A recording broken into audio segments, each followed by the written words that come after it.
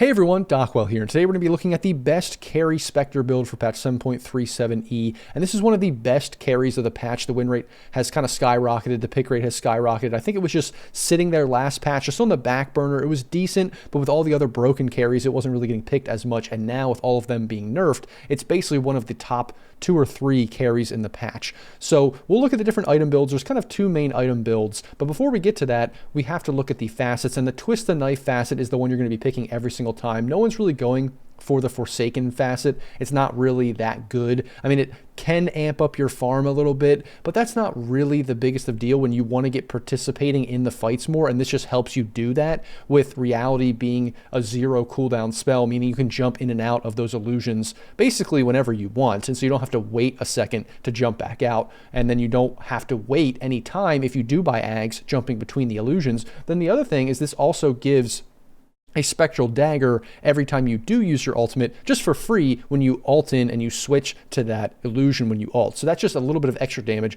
good for participating, and this doesn't really help you in the late game scaling. Yes, sure, you might do a little bit more damage to creeps and things like that, but that's really not going to be that big of a deal because you just want to be able to participate, get your timings, and then when you do, you want to have like late game impact, and this is really the best for that. So that's why people are picking it the most, and it just gives you a little bit of extra survivability, being able to switch between all those illusions really quickly and then jump out really quickly if you are in danger. So that's what you're going to be picking pretty much every single time. Now let's just jump in and look at the skill build and the item build. So for the item build, the starting items are pretty straightforward. Quelling Blade, Tangos, the components to a Wraith Band, and then 2 Iron Branches. You're going to get this every single game. It's the basic melee agility carry starting items. You're going to finish the Wraith Band, finish the Magic Wand, and get your Power Treads. This happens, again, almost every single game because you're going to just benefit a lot from that HP burst with your Dispersion, plus getting involved early with Shadow Step means you're going to, be exposed to more spells being cast and get those charges. So you're going to do that every single game. And then from here, you have some options. If you get Blade Mail every game, that is fine.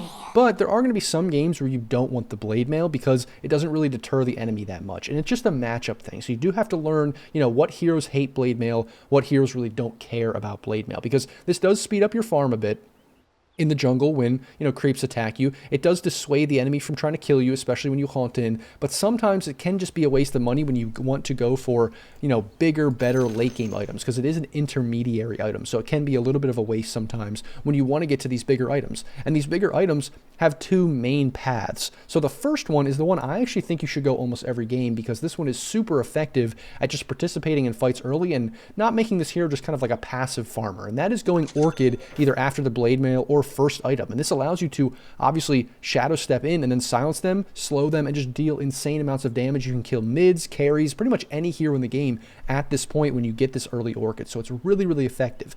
Then from there, you're always going to go Manta style second item, like your second big item at least, because Manta on this hero is so insane with Desolate, so you're always going to be getting it, especially because you can even melt Roche with this item. It's kind of crazy how much damage you can do with Roche. You don't really think of Spectre as a Roche here, but with Desolate and Manta Style, you can melt Roche as well. And then if you haunt in, you silence them, you slow them, and then you Manta Style them, they will pretty much die if they don't have BKB or some kind of way to escape from you. So then from there, you're going to be going for Nullifier, which then allows you to even stick on targets more, because now supports can't use Force Staff, they can't use Glimmer Cape, they can't use anything to get away from you. You could even finish the Bloodthorn before that, but you can get these 3 items, and yes, you are sort of squishy, like you don't have a ton of HP with this, but with this method, you are basically just ulting in, killing one hero instantly, and then ulting out. And that's kind of the method that you're using with this build. Now you can obviously benefit from a Blade Mail there to be a little bit tankier to dissuade people from killing you, but it's not really a super big consideration, because when you go with the Twist the Knife, what you can do is you can ult in, you can press these things on the enemy, you can use your Manta, and then if you feel like it's too dangerous, you can just get out of the fight. You can just step right out back to your previous location and you'll be fine then. And then sometimes your illusions will just kill that guy. Like, it's just kind of crazy what that can do. So that's why it's viable to go this less tanky build, more offensive build, because of the way Shadow Step works and jumping in and out.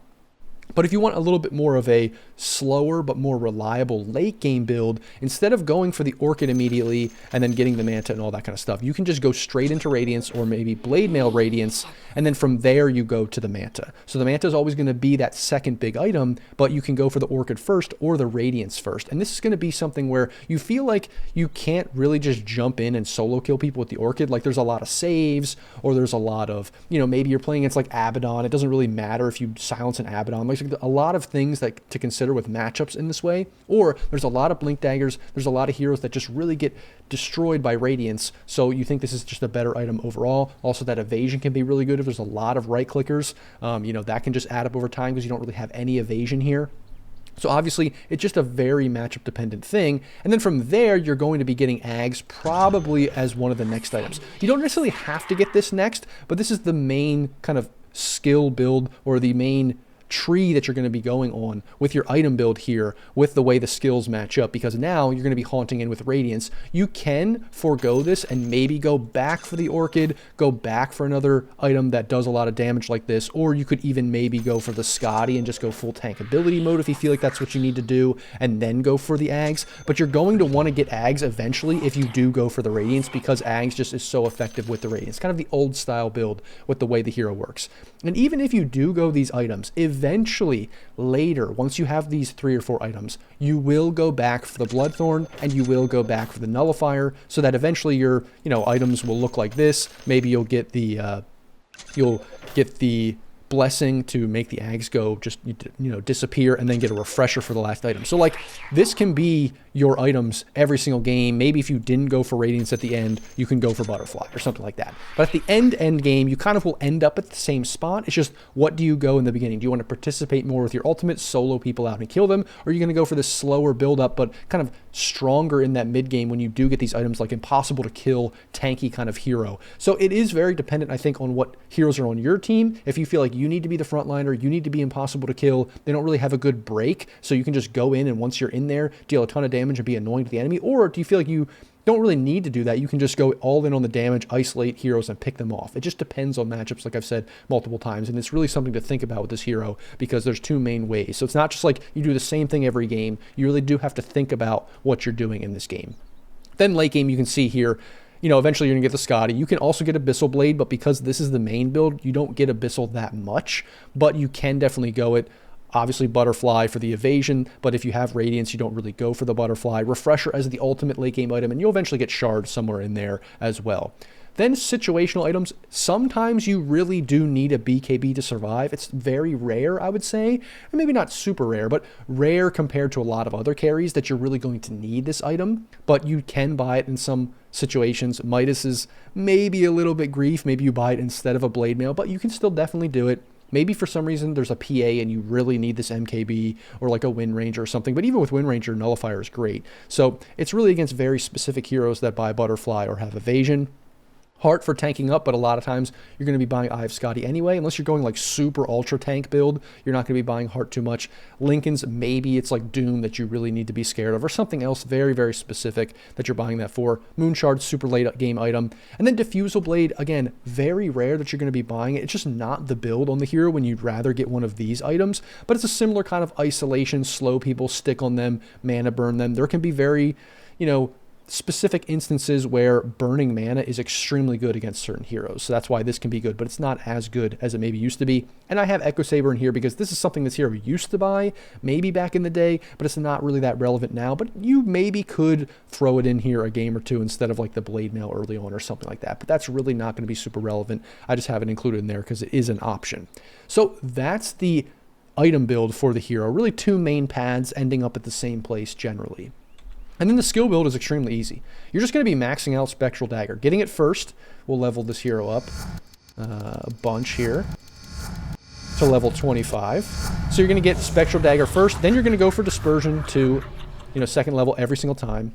Then Spectral Dagger again. And then from here, it's a little bit of a mix-up depending what you want to do. If you feel like you have some aggressive potential or something like that, you can maybe go 1 point in Desolate to, isolate out some targets. You have potential for the mid to rotate, or you guys are having a really good lane. You can go for that 1 point in Desolate. Otherwise, you're just going to be getting that 2nd point in Dispersion, maxing out the Spectral Dagger first, then maxing out Dispersion second, getting the ultimate whenever you can, obviously, and then maxing out Desolate last, and like I said, ultimate whenever you can. So it's pretty straightforward. It's really just Spectral Dagger, Dispersion, then Desolate, and ultimate whenever you can. It's really about that 1 point at level 4, whether you want to go 1 point in Desolate or not, which is not a big deal either way, honestly. This is just the tanky build. This is maybe a little bit more aggressive. Then for talents, we're going to be going for the right-hand talents all the way until 25. So Spectral Dagger cooldown, this is just good for farming in general. You don't really need the health regen as much. It's not, it's okay, but you just want this more for participating and for farming and all that kind of stuff. It can just be really, really helpful to have more of these daggers in fights, even in late game. Then Desolate damage, because you're probably going to be going for this Orchid build, this isolation build, where you're just kind of picking off targets that are isolated and just killing them really quickly. And this just adds up over all those strikes with you and your illusions. It's very, very good. This can be good as well. Sometimes people pick it, but I think overall with the way this hero is being built now, this is really good. And because you're not really going for this one, you're not going to go for the Spectral Dagger one over here, and you're going to go for the health talent, especially because in some games, you're not going to be buying a lot of tanky items. So you just really want that extra health, and it just is way better on the hero. And then lastly, this haunt damage can be okay, but it's really not that great. I mean, it's a very short-term thing. The radiance is more what you want. So the dispersion is just going to make you way tankier and dealing more damage when people go on you. Just way better for late game, even though it's pretty boring. You know, it's just a 5% increase on a passive, but it is very, very effective late game. So that's why you want to get it, especially early on. You know, yes, you're going to get it at level 30, but at level 25, it just makes you so much better because of that. So that is a pretty straightforward skill build. Pretty straightforward talent tree. It's really the item build that you have to think about based on matchups and based on what your team has versus their team. And that is the Spectre build for patch 7.37e. As always, guys, thanks for watching. If you like the video, like, comment, and subscribe, all those kinds of things. Thanks for watching, and I'll see you in the next video.